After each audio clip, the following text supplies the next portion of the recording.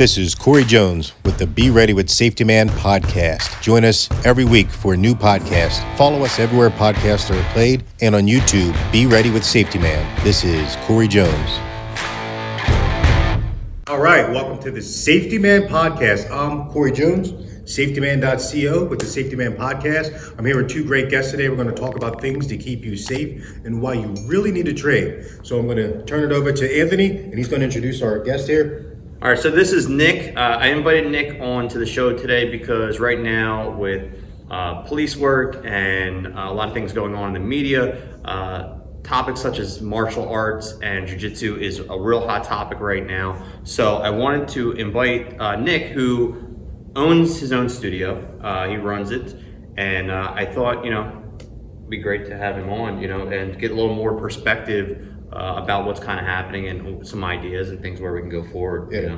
And I think you asked me if I would try to put him in a choke to see, see how long you can sit. I'm choosing not to do that. So Nick, welcome to the show. So tell me about you and the history of your martial arts. Sure. Well, first of all, thank you guys for having me on the show. I really appreciate it. This is awesome. And and the way I got started with martial arts, I was 7 years old. And I got signed up for karate. My dad signed me up over in Philadelphia, and I started as a little kid. And then I would say right around 9 or 10 years old, my parents opened the school up in Delran, New Jersey. Oh, really? Oh, okay. Yeah, so you're the second generation now. Yeah, okay. Yeah. So, so they opened it up, and then I've been there ever since, So I grew up as a kid. I used to do a lot of sport karate competitions where fighting and forms and weapons and all that. I used to travel around the world on a national team. And I used to do that all through high school and everything, And then I guess around my sophomore year of high school, I started teaching and working there and, doing that, And then, so I've been there, I guess I'm 36 now, you know what I mean? So it's been a long time. Yep. Yeah. So I've heard of jiu-jitsu, I've heard of karate, I've never heard of Amerikick, so that's not a style. Sure. So what style are you based in, or multiple styles? Yeah, so the first type of karate that I did is called Ed Parker Kenpo, and that's what I did. So I'm a 6th degree black belt in Kenpo Karate, And then I also did modern Arnis, stick defense, and also gun defense. Okay. And then I also trained in Brazilian Jiu Jitsu, and I started that one about 13 years ago. And I started over in Philadelphia at Delran Studios with Rick and Phil Migliarese, And I kind of, it was weird the way I started. When I went in there, I was always a stand-up fighter, and I felt pretty confident, not sounding cocky. I just was like, I feel good about this. I won a couple world titles and different things, And I thought, you know what? I really got to get into jiu-jitsu, and try it out. Everybody's talking about it, right? Yeah. And not only that, I had this. It was an MMA class for dads. It was a June train all June for free for the dads and stuff. And I did this MMA class, and this was years ago. And the first night I opened it up, I had 20 guys in class, and I thought this is really cool. And the first question I asked, I said, "Is there anybody with martial arts experience?" And what happened was I had 3 guys raise their hand and say, "I do Brazilian Jiu Jitsu," Wonderful. So in my mind, at the time, I did a couple small little seminars and stuff, but I didn't really train in jiu-jitsu, but I thought I knew enough, right? And I learned quickly. I did not, So I had some friends in Amerikick, which is like a franchise, you know what I mean? Some of my buddies were doing it at the time over in Philly at NBL Studios, and I asked one of my buddies, Justin, I said, "You got to get me in, man. How do I get into this? I want to try it." And I went in the first day, and I thought I got this. This is no problem. And it was about 145-pound guy, choked me out about 30 times in a 5-minute match. So you didn't learn for the first lesson. You went back in again. Oh yeah. So I left very humbled that day, and I thought to myself, "How could this happen?" Right.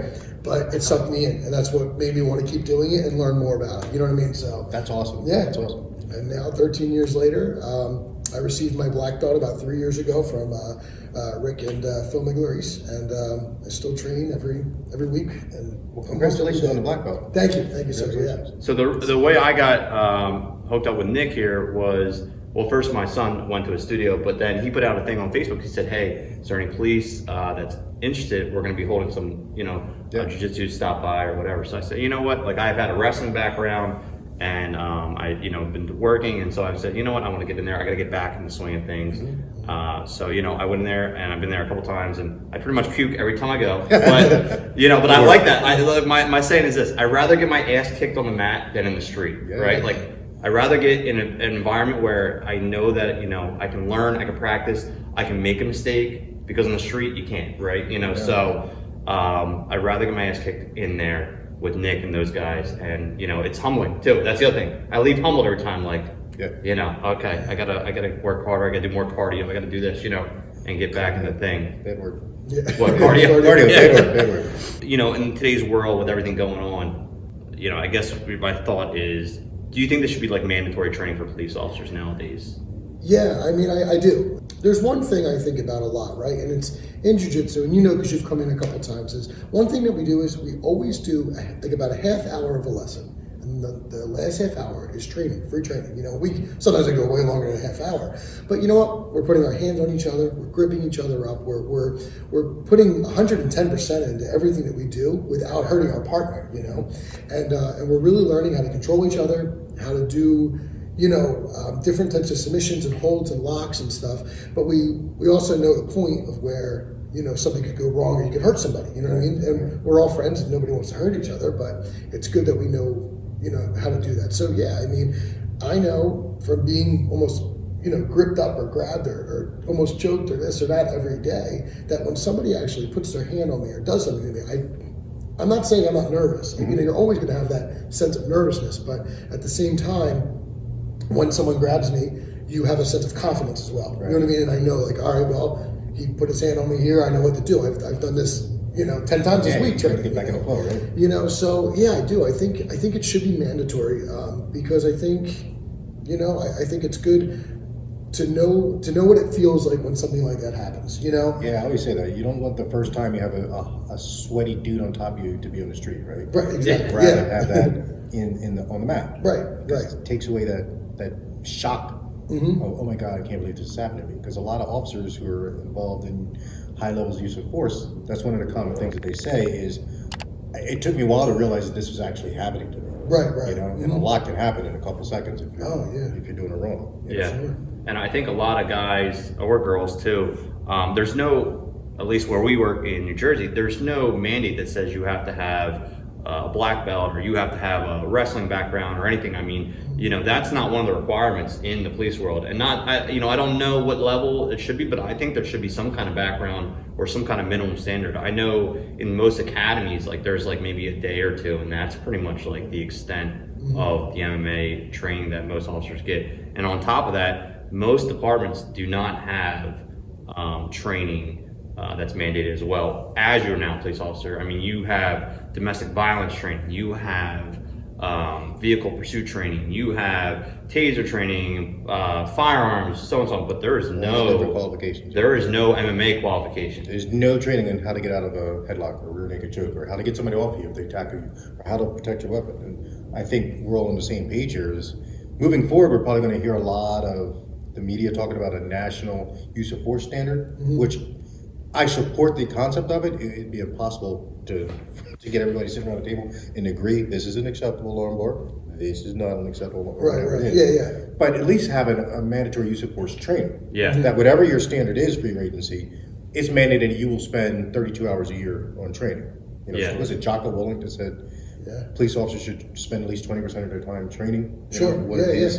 And he said also that he believes everyone should get a blue belt in jiu-jitsu, And I think that is... And I think that's obtainable level, right? That's not like... No, that could be anywhere from 9 months to a year, just say, to get to that level, and maybe more, but at the same time, when you have that training behind you, you also... You know what it is, not only to apply the hold and everything, but you also know what it feels like to be in something, you know what I mean? And also how to get out in a safe way without getting hurt, Right. Yeah.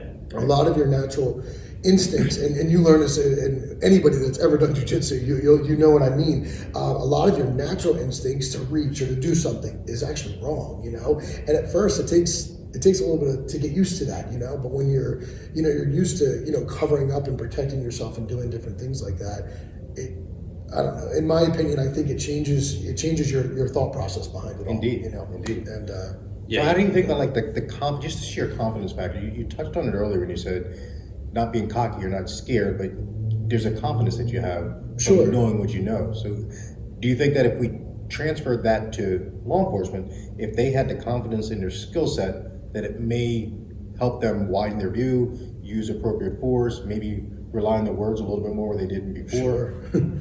Absolutely. I mean, growing up, my friends used to always say to me, like, oh, how many fights have you been in, or this or that, and I'm always like, man, I'm a good talker. I was always a great talker, and we could be out having a great time, and you know what, especially after training all day, you know what I mean? Mm-hmm. If I'm going to go out at night, and I'm out with my wife or kids and all that, I'm not having a good time. I don't want to have any issues, and anytime there was ever an issue, like I said, I'm a good talker, and I could just easily talk my way out of it, because you know what, a fight, an altercation always ruins the night, you know what I mean? A little bit. And I would rather it just be like, hey, no problem, buddy, we'll talk about it. But also knowing that I know that type of stuff, I'm not as like scared to do that either. I'm not as scared to talk to somebody or tell them, like get in that little close range. Exactly, And if anything ever happened, I know the quickest and easiest routes to defend myself, defend my family, and then get out of there. You know what I mean? Exactly. And that's what I want to do. I don't want to be, listen, I love jiu-jitsu as a sport. I think it's amazing. I do not want to roll around on the blacktop. You know what I mean? It's just not what I want to do. You know what I mean? Yeah. But also, if someone ever took me down, I'd want to make sure that I know how to defend myself and get up. That's important. That's important.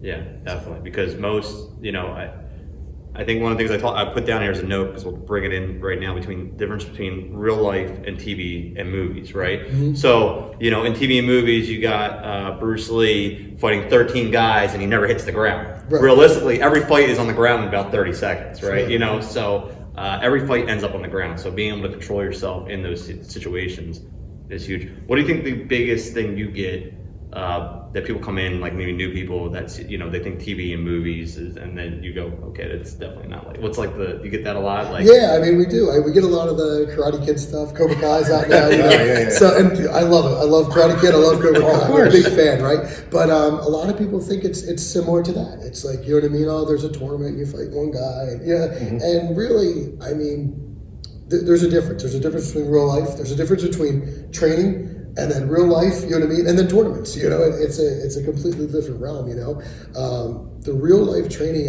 I believe that jiu-jitsu is the closest you're going to get to being able to go full force like that with a partner, you know what I mean? I think it's the closest to real life, you know what I mean? Don't get me wrong, I love fighting, standing up and all that too. I grew up doing that. But it comes to a certain point, like, I don't want to break my partner's nose, you know what I mean? But in jiu-jitsu, it's more like, all right, well, we're going to wrestle, we're going to try to submit each other, and at the end, you tag hands in your friends. Yeah. But like you said, there's a difference between the movies and what you see, and then what we do on the mat, I think it's a lot of things we're seeing in police world too, is people just are watching way too many movies when it comes to shootings and all kinds of things, and, with knife fights and things like that, and it's like, I don't know any instructor that's going to tell you that if they got a knife and they're within a certain range to like, okay, go hands on with them. You're going to get out of the area. Like, you're going to create space. Just because you are a black belt and you are, a master in karate, if someone's going to have a weapon in front of you and you have nothing, like, you're not going to go, okay. Oh, yeah. Let's do this. I told you guys in the beginning, I trained in knife fighting and some gun defense and stuff like that as well. And I'll tell you, I had one of the best knife fighting seminars I ever did, and it was so cool. We learned all these really cool strikes and all this type of stuff. We actually got to use like a real knife and cut through like fruit and stuff with different strikes. It was really cool. The final drill was you had a piece of chalk, right, like a big piece of street chalk, and you and a partner were gonna face off. You know what I mean? And it was like a little drill to do with your partner. So I went in there and I was like, pop, pop, pop, pop, and thought I got him so good. I'm looking at him like, oh, he's torn. I looked down on my black uniform and I got cuts everywhere. And I'm like, wait a minute. I thought I got this guy so good. And meanwhile, I did. I got cut too. And you didn't even feel it, right? The heat of the moment. You didn't even know. And I had no idea. And meanwhile, I had a piece of blue chalk here, red chalk, and I look and I go, man, I got red chalk everywhere. Right. And that's chalk, you know what I mean? And it was just something like, and I thought it was one of the coolest seminars ever, because you got to, first of all, use live knives, and then we got to fight with chalk. I was like, this is awesome. Yeah, like your favorite day. So I guess one of the point that you're kind of getting at is, for people listening and watching this, the idea that a police officer should do anything but go to a deadly force option when somebody's presented with a knife, not necessarily employ deadly force, but be ready to. Kind of like you're saying, your ready stance may be different than somebody else's ready stance, but you're going to create space, you're going to be aware, and you're going to be starting to think of the options. Right? Exactly, yeah. And I'm going to be a good talker. And you're going to be a good talker. Yeah, verbalize, that's big, verbalize, make sure you're putting out there, hey, put down the weapon, hey, back off, man. I think voicing your opinions in that situation to try, it doesn't always work, obviously, as we've seen. Yes, but some situations cannot be de-escalated. Yeah, but at least trying and knowing that, and then if it gets to the hands-on, it is, what have that confidence too. While you're talking, at the same time I'm talking, I'm also thinking. You know what I mean? And hey, buddy, I don't want a problem with I don't want any issues. But again, in my mind, it's going, okay, what if he does this or that? Right. I have to be careful. Yeah, I think that's the other thing too. Is like once you've been in situations like that, and you've had hands-on situations, you can then, like you said, start processing. Yeah. Okay, if he hits me here, I can do this, or if I'm here, I can use this car to maneuver around. Just anything. Right. You can start processing because if you've never been in a fight before, someone's never choked you or thrown you to the ground. It's an eye-opening experience the first time. For sure. Yep. Yeah. Especially if you're not used to being like thrown to the floor or someone on top of you or something like that. It changes the game. You know what I mean? Even most people's first day when they come into jiu-jitsu, it's like you're teaching them how to get, normally you teach them the basics, the escapes, how to get out of something, how to stand up and base and just almost like get back to your feet, And even that first day you always remember it because you're like, man, that was so hard. I thought it was going to be easier. I wanted to bump him over, but he wouldn't let me bump him. And, you go through some of that stuff, and it's an eye opener. Yeah, for sure. That's what I think we want the public to understand, but definitely law enforcement officers definitely get into the mat, get on the mat. Bring your duty gear, right? They can train in their duty gear with like red guns. Yeah, of course. Definitely. To get used to how they're moving, even wearing their vest to have that restricted breathing and let them see why cardio, that bad word, is important. That's my downfall. You don't want to gas. You can't gas when you got a gun on you, right? You can't gas. And you know what? If your cardio is bad during training, when it gets to the real life, you have nerves that are going on and other things, and it just gasses you out even more. Yeah, your heart's pumping. And I think that I wanted to bring that up too. Mm-hmm. I think one of the things that I've gotten out of wrestling for so many years is discipline, right? Mm-hmm. Like with all these, you learn discipline and you learn to keep your heart rate down, right? Sure. Like you learn, okay, my heart rate's not going to go up to 140 because I can control my breathing a little better. I can discipline myself. I can discipline my mind that I understand that I can get out of this. It's not, Right. Yep. Mm-hmm. And so I think the discipline side of things on that end is huge. Yeah. And always thinking ahead, like you said, like people sometimes will say like jiu-jitsu is kind of like a chess game. You know what I mean? Like it's always, you're always thinking like so many moves ahead, and it is, the better you get at it, you start to think that way, So I remember one class, you said to me one time, I was rolling with the one guy, and you go, "You're just like so relaxed." I remember I was like, "Well, no, I mean, I'm fighting him. I'm trying to make him make a mistake or make him do something so I can counter it." You know what I mean? Right. And but it's your mind starts to go from like, okay, I'm not tired no more. I'm not this no more. Now I'm just like, how do I get to where I need to get to? How do I get to that controlling state? Mm-hmm. And I think. I guess no matter what, even a police officer in a real altercation, it's still nerve-wracking, I'm sure, Of course. Yeah. And man, I respect you guys so much for what you do, and you keep us safe, you keep my family safe, so I love you guys for that, but I know it has to be nerve-wracking, so I would rather, me personally, be in a situation where I was like, okay, like, if something happens, I can control this guy, but I could also think a couple steps ahead just in case he does something else. You know what I mean? Or maybe pull something on me that I wasn't ready for. Yeah. And I think a little bit of that too with the training is good, Yeah, and I think that's really good for the public to hear is that, there's training available out there. It may be hard for agencies to fund it right now. Get in your politicians' ears, get money set aside to be able to free up some budget time and some time so you can get professionals like Nick to come in and do real training. And I think that's one of the topics too, is that, people are hearing defund the police and do this, but you got to think of long term. I mean, it might cost $1,000 to do for a department one day, or to train for a couple days here and there. But you look at some of these lawsuits that are happening right now, you're talking millions of dollars. Multi-million-dollar lawsuits. So it's like, yeah, you might lose a couple thousand here and there, but now you have an officer that has experience. He doesn't. He realized, okay, I can't put my body here, but I can put it here safely. This guy will still be able to breathe, and he'll still be able to be controlled. And at the end of the day, I'm not going to get hurt. And that's, now saving money because you have an officer that is in shape and he's not going to be out. Now you're paying overtime for all, so. Yeah, it's a cascade, right? Yeah, so you got to think of it that way too. So I think trying, like you said, getting in your department's ear and talking about, perspectives of saving money, really, like sell it that way. Hey, we're going to save money in the long run. It's like buying an insurance policy, right? Yeah. You spend $100 a month on your car insurance, but they cover you for hundreds of thousands of dollars, money that you never would have thought about in your whole lifetime will pay into that policy. But it's like a parachute, right? Sure. Yeah. It's like a parachute. You have any personal stories or stories from members or stuff in self-defense that maybe like over the years anyone's said like, hey, I got in a situation, this helped or anything like that? Yeah, I mean, we've had countless, you know what I mean, of things that have happened, One that always sticks in my head, and it's not even a jiu-jitsu story, it's more just like we were over at, when we were living in Philadelphia at the time, I went to Cottman Ave Amerikick Karate school over there, and a little girl got attacked, right? And the cool thing was, or I shouldn't say cool, it sounds bad, but the one thing was, it was in a bank parking lot, and they had a camera, right?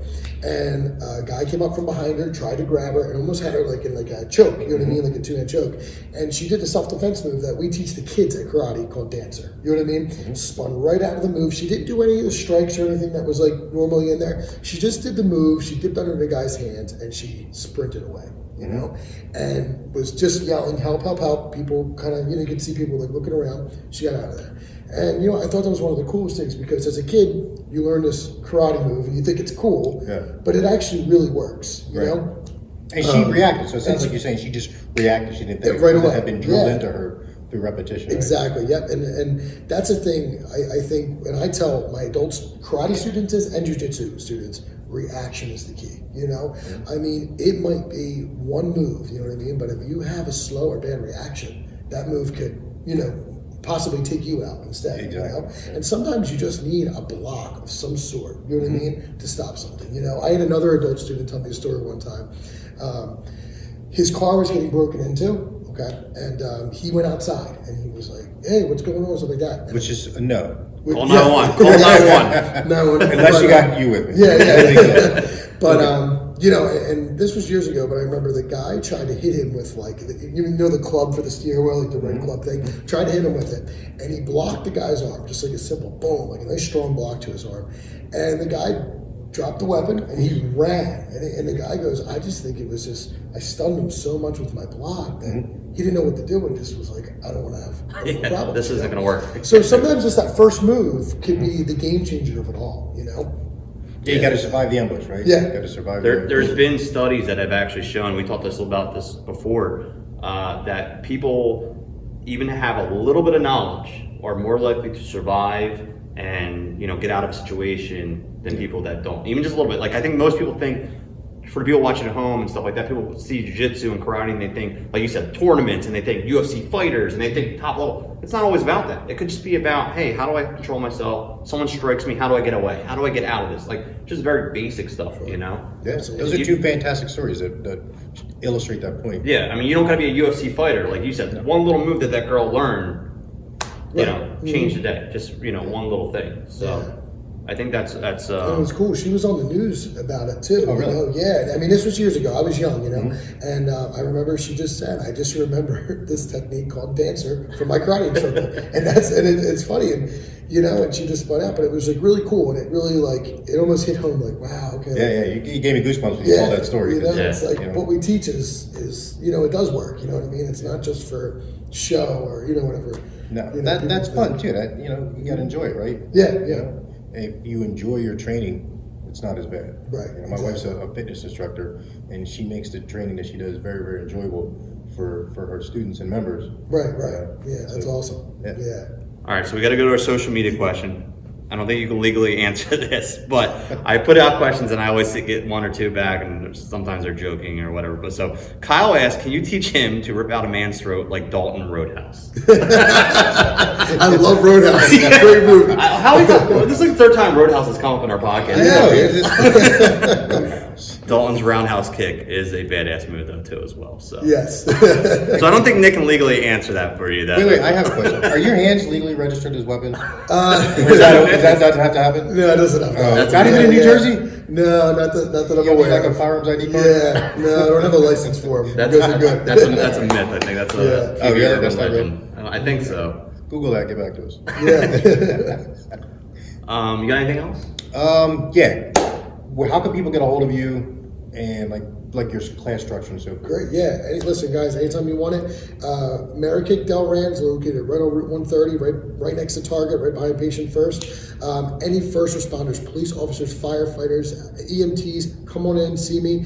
Come train for free for a while. I want you to come in, take the classes, see what we're all about, because I want you to feel comfortable first. And if you feel comfortable and you like me and what I have to say, then you know what, we're going to have a great team.